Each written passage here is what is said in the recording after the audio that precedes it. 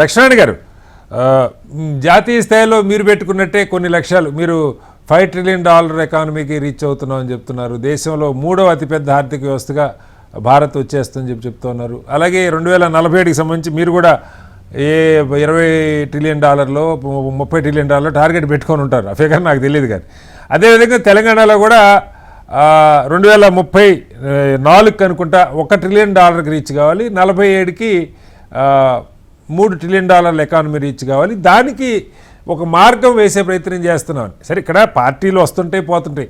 తెలంగాణ అభివృద్ధి అయితే ఇప్పుడు హైటెక్ సిటీ వచ్చింది సార్, చంద్రబాబు గారు అంటే ఇష్టం ఉన్నాయి, ఇష్టం లేకపోని అది కంటిన్యూ అవుతుంది. అది బీఆర్ఎస్ ఉన్నా కాంగ్రెస్ ఉన్నా ఎవరున్నా ఆ గ్రోత్, వెస్ట్ హైదరాబాద్ గ్రోత్ ఆగల మనం చూస్తూ ఉన్నాం. ఒక ఏరియాలో ప్లాన్ చేశారు. ఇట్లా దీన్ని చేసుకుంటూ వెళ్ళాలి, ఒక ఫ్యూచర్ సిటీని డెవలప్ చేయలేదు. కొన్ని ఆలోచనలు, సరే వీటిలో రాజకీయాలు ఉండొచ్చు, అవినీతి ఉంటే మీరు మాట్లాడవచ్చు, వాటిలోకి వెళ్ళట్లా. కానీ బ్రాడ్గా ఇది బ్లూ ప్రింటా, లేదంటే ఆ బ్లూ ప్రింట్ 9వ తారీఖు రిలీజ్ చేస్తా ఉంటున్నారు విధానపత్రం, మీకేమనిపిస్తుంది?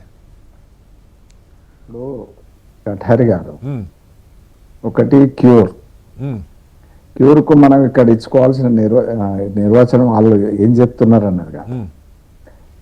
ఆర్థిక వ్యవస్థ చికిత్సకు అవసరమైన ఆర్థిక వ్యవస్థ ఏ రకంగా ఉన్నది, నన్ను ఓసినా పైసలు వెళ్ళవే అని ముఖ్యమంత్రి గారు చెప్పారు. ఇప్పుడు ఒకవేళ పెరిఫరల్లో ఇండస్ట్రీస్ పెట్టిండ, ఏది ప్రచారంలో ఇండస్ట్రీస్ కోర్ అర్బన్ కాకుండా మిగతా ప్యూర్ లో ఇండస్ట్రీస్ పెట్టింది అనుకుందాం. అక్కడ అవసరమైన మౌలిక సదుపాయాలు ఏర్పాటు చేసి ఇక్కడ ఉన్న ఇండస్ట్రీస్ ని అక్కడికి పంపించి, మరి ప్రభుత్వము ఈ 9,000 ఎకరాలను మరి ఇవాళ ఉన్నటువంటి రైజ్ హైదరాబాద్ 177 కోట్లకు పోయింది, హైదరాబాద్ రైజ్ అయింది అనేటువంటి రైజ్ కోసం అనేటువంటి ఆలోచన ఏదైతే ఉందో అది ఒక సింబాలిక్ గా చెప్తారో, ఆ 9,000 ఎకరాలు అమ్మి మరి వాళ్ళకైతే ఇండస్ట్రీస్ కు ఫెసిలిటేట్ చేయాలి, షిఫ్ట్ చేయాలి. మరి ప్రభుత్వం ఓన్ చేసుకొని మరి అన్నిటి కూడా యాక్షన్ చేస్తే మీ అప్పులు ఏమన్నా డబ్బులు లేవని ముఖ్యమంత్రి గారే చెప్తున్నారు కదా సార్. బయట డెవలప్ చేయాలంటే డబ్బులు కావాలి కదా, ఎక్కడి నుంచి వస్తాయి?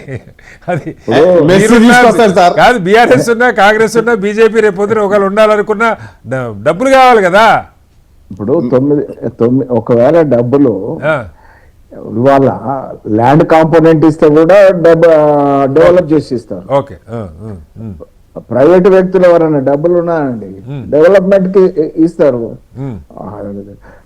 ప్యూర్ గా ఆలోచిస్తే, ట్రాన్స్పరెంట్ గా ఆలోచిస్తే ఇది సాధ్యమైతుంది.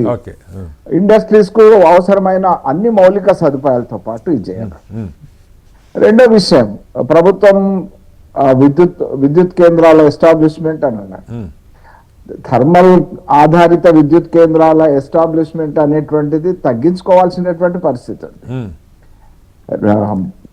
ఏదైతే పునరుత్పాదక ఇంధనాల వైపు పోవాల్సినటువంటి అవసరం, కాస్ట్ తక్కువనే పొల్యూషన్ తక్కువ. దానికి కూడా ఒక ప్రోగ్రామ్ చెప్తున్నారు అదితి అని చెప్పి, సెంట్రల్ గవర్నమెంట్ సపోర్ట్ కూడా ఉంది దానికి వాస్తవంగా.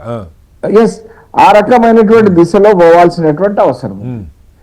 ఏదైతే ఇండస్ట్రీస్ రావాలంటే చౌకలో విద్యుత్ దొరకాలి కదా వాళ్ళకు.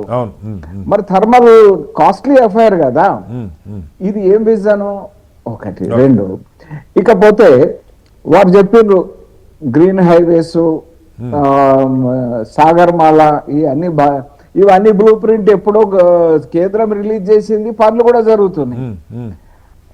ఇప్పుడే రాకేష్ గారు ఏం జరగలేదన్నారు, గ్రీన్ ఫీల్డ్ హైవేస్ ఎక్కడ లేవు. కఠారి గారు, ప్రతి క్యాపిటల్ టు క్యాపిటల్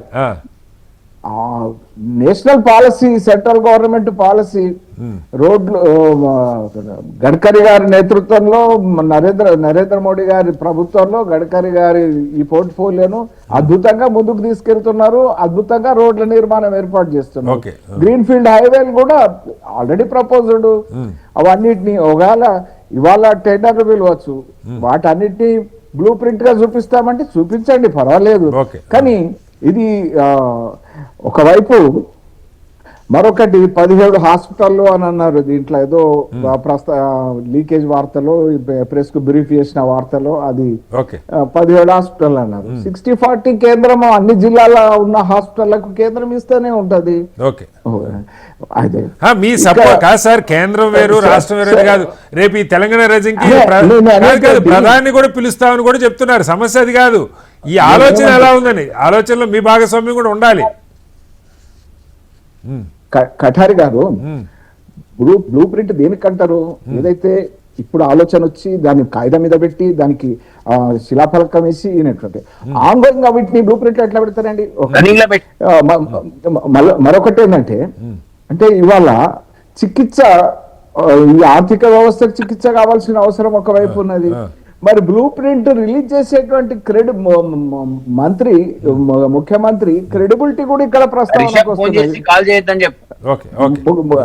క్రెడిబిలిటీ కూడా ప్రస్తావనకు వస్తున్నది. సారేమో రాజ్యాంగమే మారిపోతుంది అని చెప్పిండు. వాళ్ళ పెద్ద సారేమో దేశంలో వ్యవస్థలే పనిచేస్తలేవని ప్రపంచం అంతా ఊదరగొట్టేస్తున్నాడు రాహుల్ గాంధీ గారు.